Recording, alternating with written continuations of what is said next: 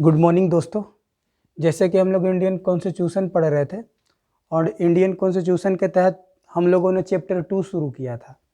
तो दोस्तों कुछ लोगों का डाउट था, जैसे हम लोग देखते हैं भारतीय संविधान, तो भारतीय संविधान में टोटल 25 चैप्टर है और उसमें हम लोग सेकंड चैप्टर शुरू किए थे सिटीजनशिप। तो कुछ लोगों का डाउट था कि सर सिटीजनशिप में सर आर्टिकल 5 और आर्टिकल 6 थोड़ा सा कन्फ्यूजन था, तो मैं डील करता हूँ। तो सबसे पहले तो हम बताए थे कि सिटीजनशिप का कॉन्सेप्ट जानना इसलिए ज़रूरी है क्योंकि सिटीजन और फॉरेनर मतलब देसी और विदेशी इसलिए ज़रूरी है क्योंकि जो सिटीजन को जो फंडामेंटल राइट्स मिले हुए हैं वो दोस्तों फॉरेनर या विदेशी को नहीं मिले हुए, इसीलिए हम लोगों को सिटीजनशिप पढ़ना बहुत ज़रूरी है।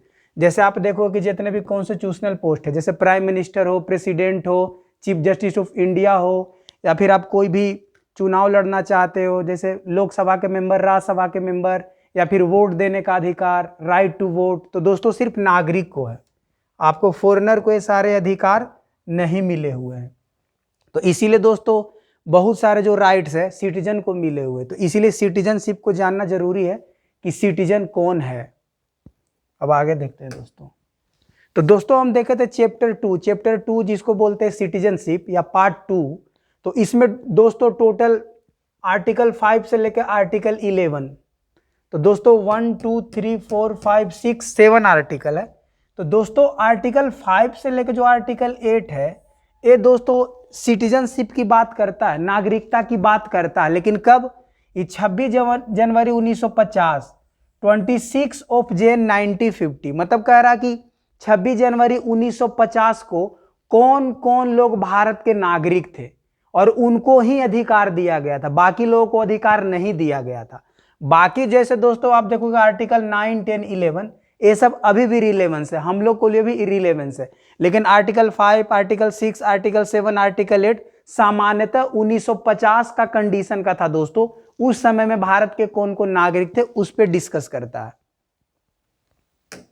अब दोस्तों अब देखेंगे जैसे आर्टिकल 5, जैसे कुछ स्टूडेंट का डाउट था कि सर आर्टिकल 5, तो आर्टिकल 5 समझने के लिए आपको लास्ट क्लास में हम डोमिसाइल बताए थे। तो दो कंडीशन याद रखिए दोस्तों, एक होता डोमिसाइल एंड, मतलब पहला कंडीशन ए आपके होना चाहिए और इसमें से कोई एक कंडीशन फुलफिल होना चाहिए। तो पहला कंडीशन है कि आप भारत का डोमिसाइल हो। यहां डोमिसाइल कहने का मतलब था intention to live India, intention to live India, मतलब आपको भारत में रहने का क्या था? इच्छा था, आप भारत में ही परमानेंट रहना चाहते थे, आपका जो परमानेंट हाउस था वो इंडिया में ही होता। तो ये दोस्तों दौर है कब? 1950 का दौर है, 26 जनवरी 1950 में। तो कहा गया कि 26 जनवरी 1950 को कौन कौन भारत के नागरिक है, तो यहां दो कंडीशन रखा गया। एक तो पहले आप भारत का डोमिसाइल हो। डोमिसाइल कहने का मतलब आज ऐसे समझो दोस्तों, इसको बोलते हैं रेसिडेंशियल सर्टिफिकेट। जैसे मान लें मैं बिहार का हूं और मैं यहाँ पर दोस्तों राजस्थान में मैं पढ़ा रहा हूं, तो दोस्तों मेरा असली जो इंटेंशन है वापस मैं यहां से जॉब के बाद बिहार चला जाऊंगा, तो मेरा जो डोमिसाइल है दोस्तों कहां का है? बिहार का। कोई झारखंड से हो, कोई यूपी से, कोई एमपी से, कोई जम्मू कश्मीर से, मान ले राजस्थान में रह रहे हो, लेकिन बाद में वापस अपने ही परमानेंट हाउस में चले जाएंगे, तो उसको बोलते हैं दोस्तों डोमिसाइल। तो डोमिसाइल मतलब जो वापस आप अपने घर चले जाओगे। तो यहां पर कॉन्सेप्ट था कि मान ले कोई अमेरिकन है, ब्रिटेन है, जर्मनी है, फ्रांस है, नेपाल है, कहीं का हो, लेकिन जो परमानेंट भारत में ही रहना चाहता था उसी को बोला गया था दोस्तों डोमिसाइल।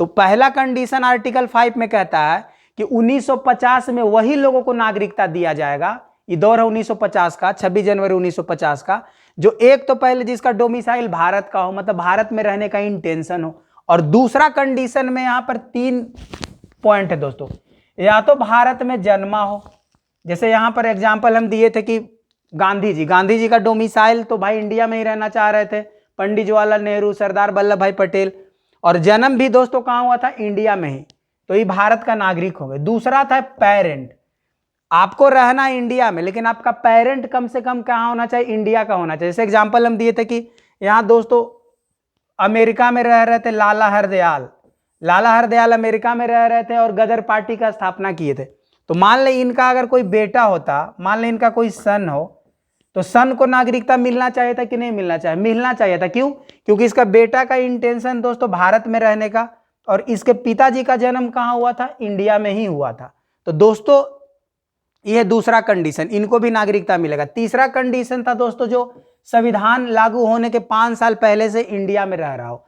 कब? मतलब 26 जनवरी 1950 के दोस्त, 26 जनवरी 1950 के 5 साल पहले, मान लो 1945, तो 1945 से आप इंडिया में रह रहे हो, तो दोस्तों आपको भारत का नागरिकता मिल जाएगा। तो दोस्तों ये दौर कब का है?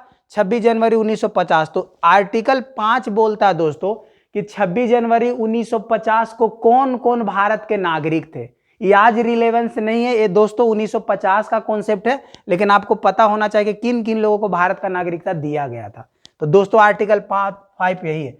तो इसके तहत दोस्तों देखोगे, जैसे एनी बेसेंट, मदर टेरेसा दोस्तों 5 साल यहां रह रही थी, उनको नागरिकता दिया गया था। फिर है दोस्तों आर्टिकल 6। आर्टिकल 6 दोस्तों भी ये कहानी दौर कब का है? 1950 का दौर का। और खास करके आर्टिकल 6 विभाजन से रिलेटेड दोस्तों, जब इंडिया और पाकिस्तान का बंटवारा हुआ था तो बहुत सारे पाकिस्तान से लोग माइग्रेट करके इंडिया आ गए थे, और इधर भी पाकिस्तान था, इधर से भी माइग्रेट करके इंडिया आ गए थे। तो बहुत सारे लोग दोस्तों इंडिया आ गए थे, उनके लिए ही था। लेकिन इससे जानने से पहले एक कंडीशन आप दोस्तों देख लो। शुरू में 15 अगस्त 1947 के पहले भारत ऐसा था, मतलब ये जो पाकिस्तान भी इंडिया था, ये जो बांग्लादेश भी इंडिया था, और पूरा इंडिया था दोस्तों। तो एक कंडीशन है किस समय का? भारत विभाजन होने के पहले क्या है? ये इंडिया है। तो इस दौरान अगर कोई भी आदमी या तो यहां जन्मा हो, या यहां जन्मा हो, या यहां जन्मा हो, कहने का मतलब कि कहीं भी जन्म लिया हो, या उसका पेरेंट कहीं जन्म लिया हो, या उसका ग्रांड पेरेंट कहीं जन्म लिया हो, मतलब ये जो डायग्राम दिख रहा है दोस्तों, ये पूरे क्षेत्र में या तो वह स्वयं उसका बर्थ यहां हुआ हो, या तो उसके पेरेंट का बर्थ यहां हुआ हो, या उसके ग्रांड पेरेंट का बर्थ यहां हुआ हो। तो ये इतने बड़े मैप में दोस्तों या तो उसका जन्म, या तो उसके पिताजी का जन्म, या तो उसको दादाजी, किसी का भी जन्म इंडिया में हुआ हो। तो ये दोस्तों हो गया फर्स्ट कंडीशन, ये पहला कंडीशन हुआ। दूसरा कंडीशन क्या है? दूसरा कंडीशन है दोस्तों, अब भारत क्या हो गया? अब भारत का विभाजन हो गया। तो भारत का जब विभाजन हो गया तो बहुत सारे लोग दोस्तों जो पाकिस्तान से इंडिया आए या बांग्लादेश से इंडिया है, उसको नागरिकता दिया जाना चाहिए कि नहीं देना चाहिए? दिया जाना चाहिए, यही आर्टिकल 6 बोलता है। तो आर्टिकल 6 कंडीशन रखा दोस्तों कि जो व्यक्ति 15 अगस्त 1947 के बंटवारा के बाद भारत में आए, तो दो कंडीशन में आए।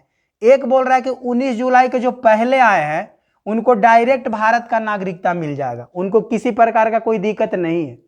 लेकिन दूसरा कंडीशन है दोस्तों तब कि अगर जो 19 जुलाई 1948 के बाद अगर भारत में आए हैं तो उनको परमिशन लेना होगा, जिसको बोला गया परमिट सिस्टम।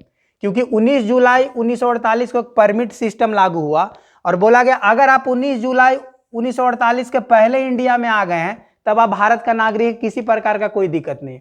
लेकिन आप 19 जुलाई 1948 के बाद भारत में माइग्रेट करके आए तो आपको यहाँ कहाँ जाना होगा दोस्तों?